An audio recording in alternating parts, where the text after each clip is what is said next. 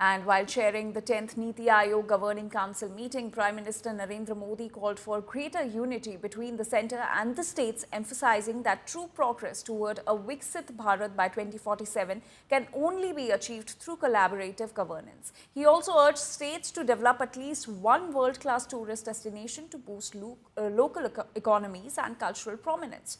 At the same time, he also stressed the importance of investing in future-ready cities, urban hubs designed for sustainability, innovation and inclusive growth. However, the call for unity was met with sharp responses from the opposition-ruled states. Tamil Nadu Chief Minister M.K. Stalin responded firmly, making it clear that he would continue to challenge the centre over what he described as unfair fund allocation.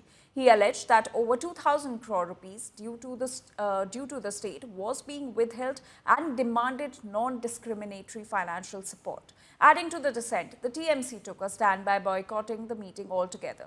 TMC leader Shashi Panja reiterated that the centre was ignoring repeated requests for welfare funds, accusing it of political bias in fund distribution.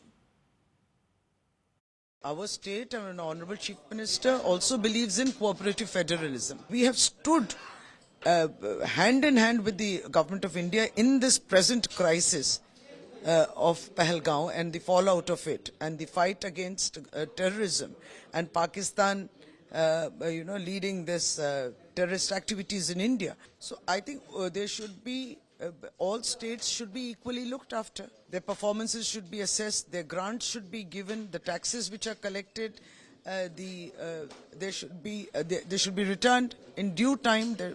But unfortunately, for political reasons, we have seen, for political differences, West Bengal has always been deprived of its rightful dues. Now Didi is doing the entire scheme on her own.